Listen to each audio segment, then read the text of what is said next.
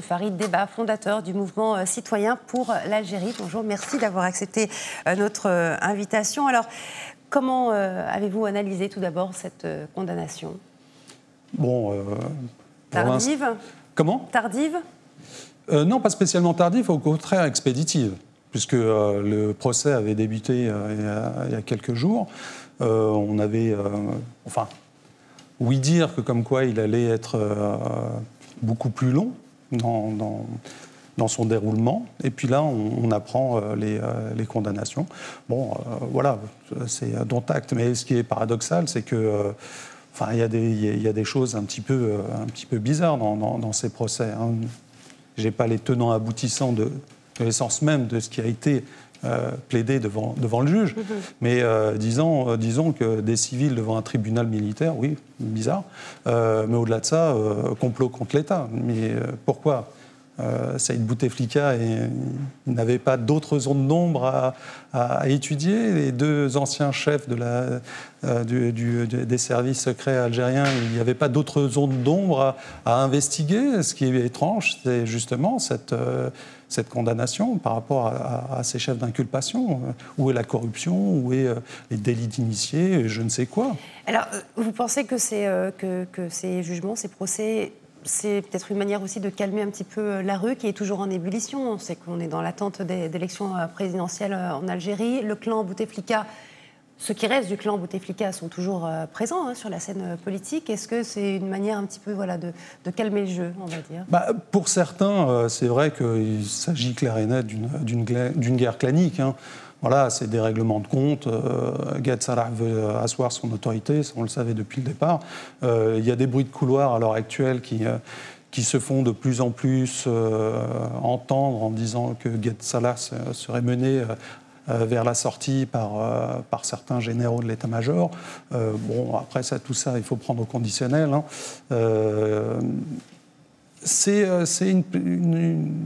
un procès véritablement bizarre qui s'est joué là. Et c'est pour ça qu'on ne voit pas de liesse ni de revendications très, très, très marquées de par les manifestations par rapport à ces procès, parce qu'ils sont dubitatifs. Ils se disent véritablement, est-ce qu'ils sont emprisonnés ou pas? Ils sont très, très, ils s'interrogent sur le bien fondé de tout ça. Est-ce qu'ils sont véritablement enfermés? Est-ce qu'ils vont véritablement passer 15 ans en prison et d'autres ont été condamnés à 20 ans par contumace?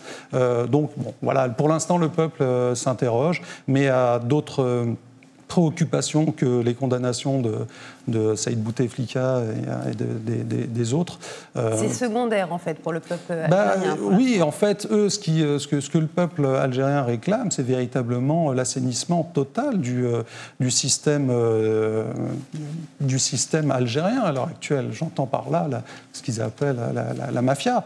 Donc, celle qui a mené le pays à ce qu'il est aujourd'hui, c'est-à-dire dans une situation catastrophique. Donc, les Algériens veulent que l'Algérie soit assainie totalement par toute cette mafia qui gangrène le pays. Quand vous dites cela, est-ce que vous pensez également à l'armée? On sait que l'armée est très présente en Algérie. Bouteflika a été issu également de l'armée. Est-ce qu'aujourd'hui, on peut s'attendre à un gouvernement civil, un président civil? Ou est-ce que finalement, dans certains pays, l'armée reste quand même au pouvoir? Alors, le peuple algérien est très attaché à son armée, respecte énormément son armée. Et l'armée lui rend bien. Attention, il faut faire le distinguo entre l'armée et l'état-major. Et là, le peuple algérien n'aime pas l'état-major. En tout cas, n'aime pas Gad Salah. Et le scandale le revendique tous les mardis, tous les vendredis, et en France et dans d'autres pays étrangers le dimanche. Donc, les Algériens font le distinguo entre le corps d'armée et l'état-major. Ils aiment leurs militaires. L'armée est très, très respectée et montée aux nues.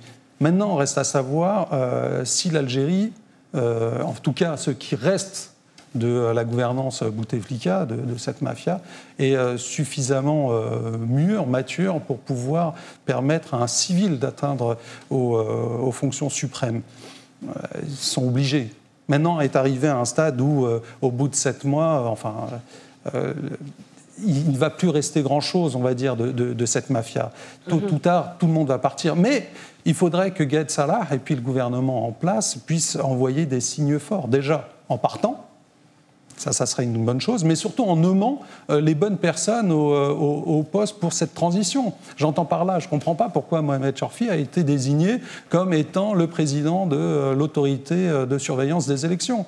2 fois conseiller du président Bouteflika, 2 fois ministre de la Justice sous l'ère Bouteflika, grand fervent soutien du 5e mandat. De nouvelles figures, en fait, laisser émerger de nouvelles figures. Bien sûr, des jeunes dynamiques, il y a toujours ça. En fait, c'est ça qui manque, c'est-à-dire que il y a des discours, il y a des volontés, mais il n'y a pas d'actes.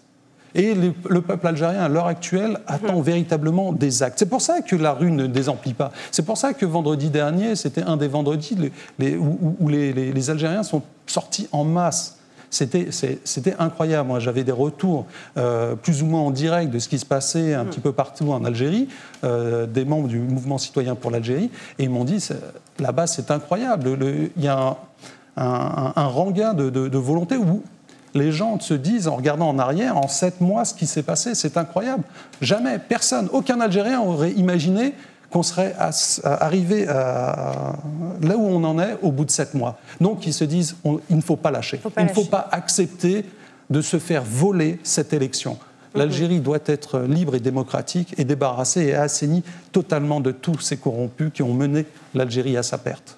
Très bien, merci beaucoup, Monsieur Farid Debba, d'avoir répondu à nos questions. Je rappelle que vous êtes fondateur du mouvement citoyen pour l'Algérie. Merci.